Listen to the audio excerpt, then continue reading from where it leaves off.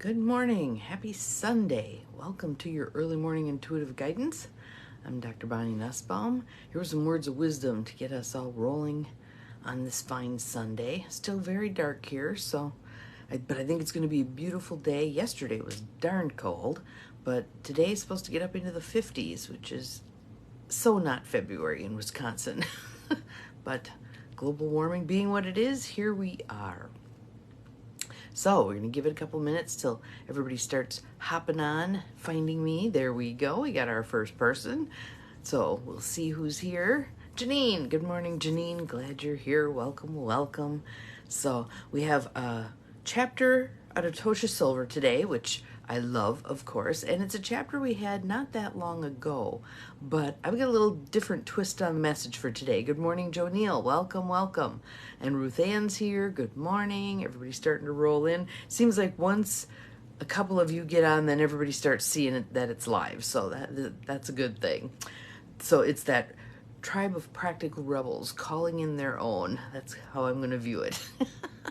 So let's do some breathing. Nice deep belly breaths. In through the nose, out through the mouth. Feels good to take a deep breath. In through the nose, out through the mouth. Opening up to this day, to this message. In through the nose, out through the mouth. Good morning, good morning. Thank you for all the fun little icons. Love them, love them. So just to remind everybody, and hopefully I'll remember to mention it at the end, I am doing a free clutter clearing challenge that's going on this page, and every day a little image pops up with one thing for you to take a look at in terms of cleaning. And we're a couple days in at this point. I did mention it earlier, but just to mention it again in case you want to do a nice little spring cleaning for free. And I do have a clutter clearing audio course that gets mentioned here and there as we go, but this part is free. So if you want to jump in and do some spring cleaning, feel free. Have at it. So more nice deep breaths. In through the nose, out through the mouth. In through the nose, out through the mouth.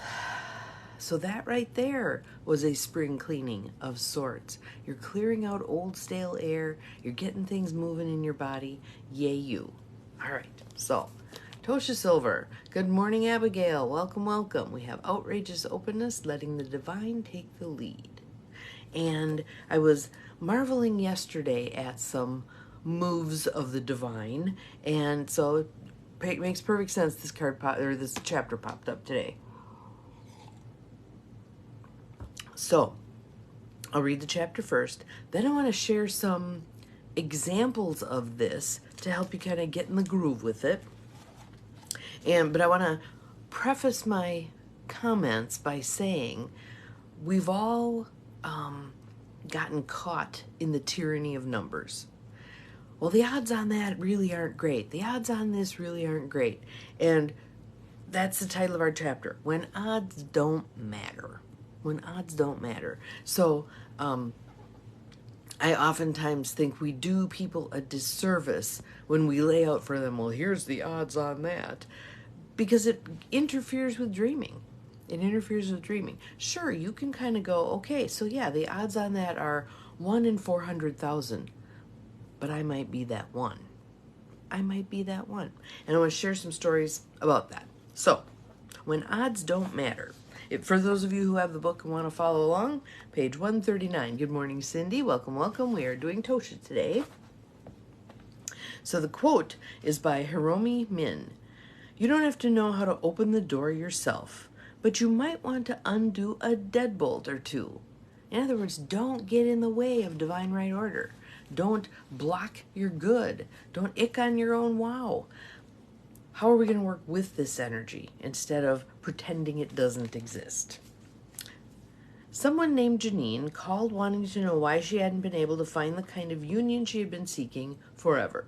Good morning, Carolyn. So yes, this is a romance story, but don't worry about it. It's applicable across fields. No problem.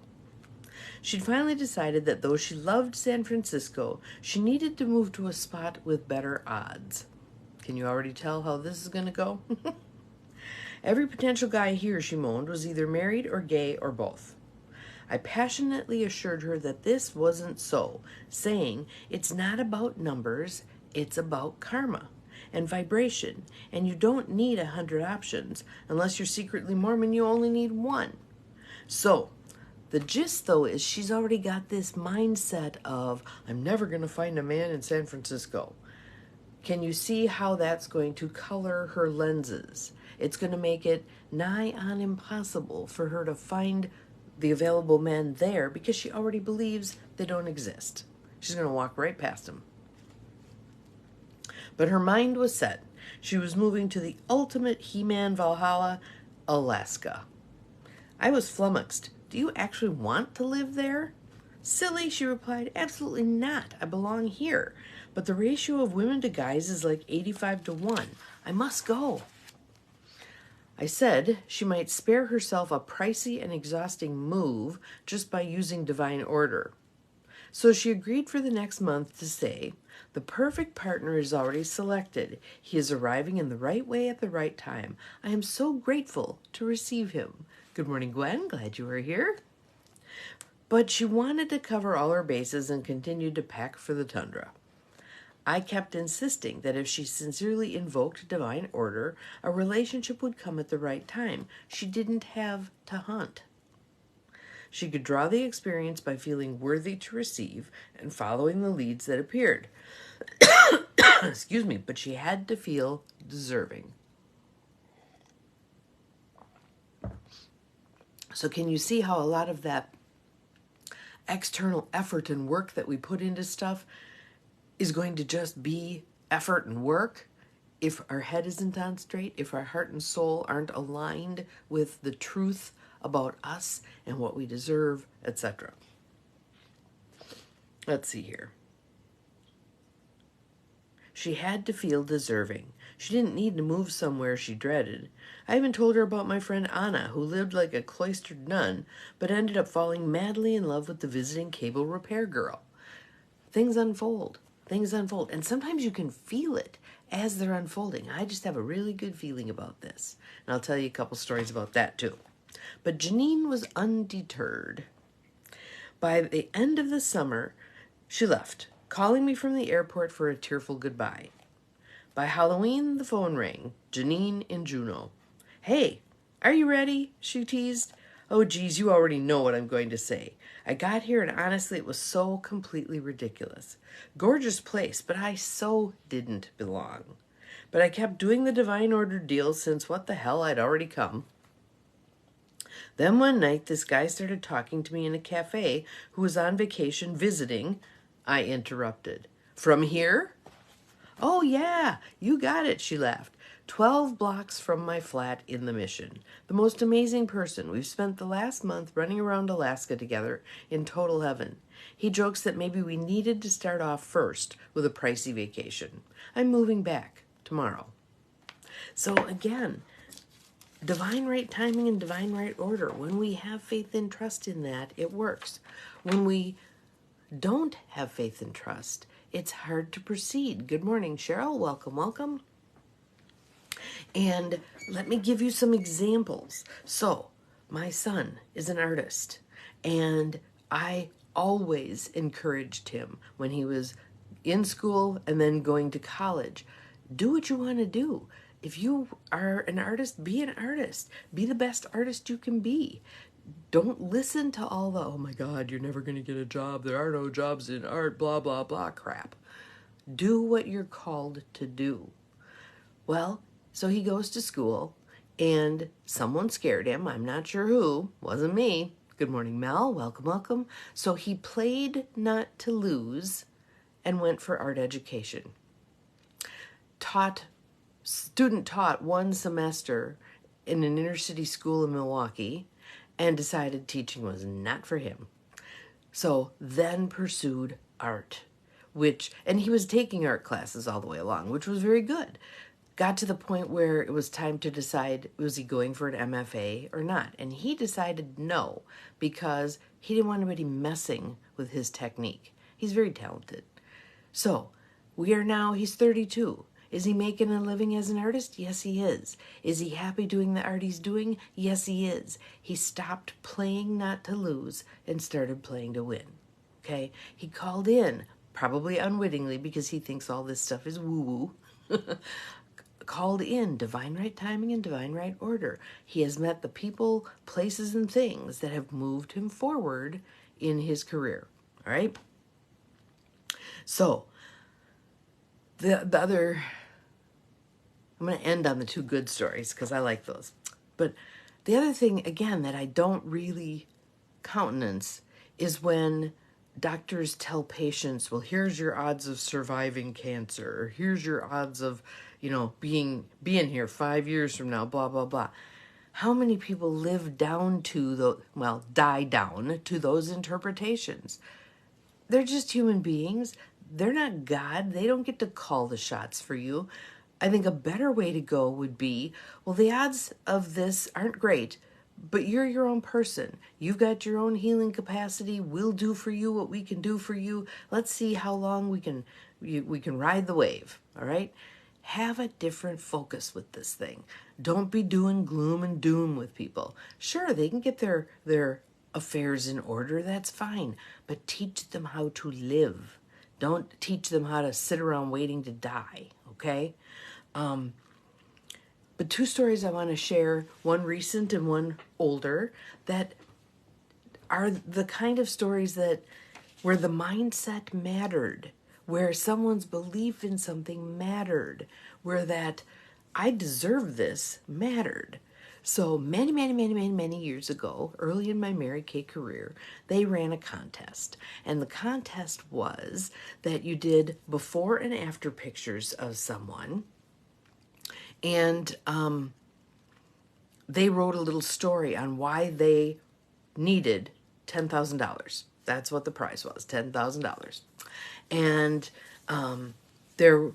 I tapped my friend Robin and said, hey, do you want to do this contest with me?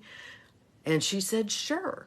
And she had a wonderful story about having been a marrow donor for her sister, which extended her sister's life significantly. And so she was talking about her work in a hospital, what she does for a living, and how she would use this money. She wanted a vacation. She hadn't had a vacation in years. And she was one of 3 winners. Nationwide. No, actually, I think it may have been a worldwide contest. One of 3 winners. And she just knew. She just knew when I pitched the contest to her, she knew she was going to win. She just had that sense of herself. So she bought herself a first trip ever to Hawaii. Fell in love with Hawaii, has gone back multiple times. But I tell that story because, again, what are the odds? The odds weren't great. But she knew. She just knew. More recently, a friend of mine said, hey, I got to tell you about my trip to the casino. And I laughed. She goes here once in a while, here and there, and she tends to be pretty lucky. Again, I think her belief system is in alignment. And what she does with the winnings is in alignment. So this was Valentine's Day. She didn't have anything planned for Valentine's Day. And one of the things that they do at the casino by her is, I think it's like once a month you get a free lunch, kind of a deal. So she was going to go for her free lunch and play a few machines and whatever.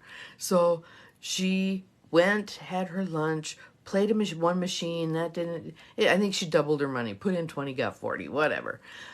Then she thought, well, it's Valentine's Day.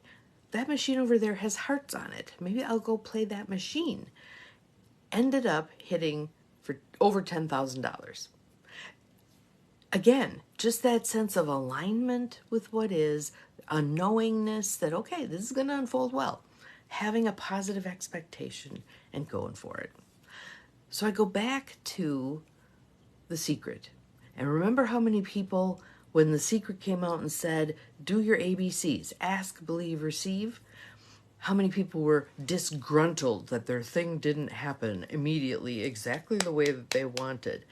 But again, they weren't taking a more sophisticated approach to those ABCs. So the ask, set the intention, but then let it go. That's why we have a God jar, right? Set the intention, let it go. You're not dogging it all day, every day, making it an obsession. You're turning it over. And when you turn it over, that's the signal to the universe that you're trusting. You're trusting. I've said what I need. This will take care of itself. It'll come to me in divine right timing and divine right order. I'm so happy and grateful now that kind of a deal. The believe part. Again, do you truly believe that you deserve whatever this is? Or are you caught in the thinking pattern of, well, there's only so much to go around, and if I get this, someone else goes without, and, non-abundance thinking, scarcity, scarcity, scarcity.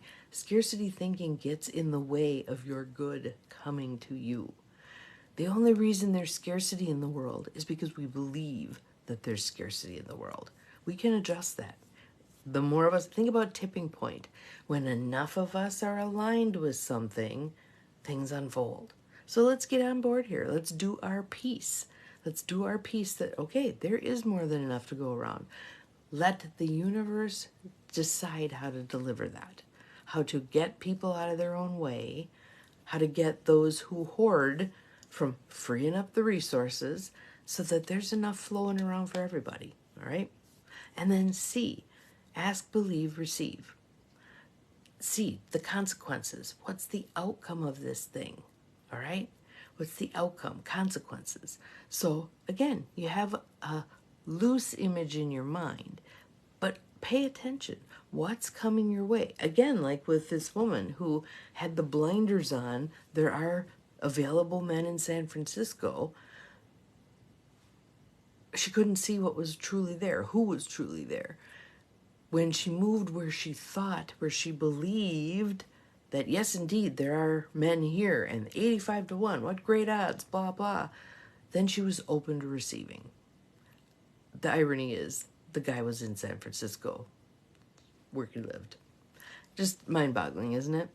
I bet all of you have stories that fit these patterns, right? If you got one, put it in the feed. Let's share some stories that help people realize, no, I got to get out of my own way here. I'm mucking up the works. I need to believe. I need to open up space. I need to show up for whatever it is that I want. All right? So that'll be a fun little thing to play with today on this fine Sunday. Have an awesome day. We'll see you again tomorrow. Remember, you're capable of far more than you think you are. Bye-bye.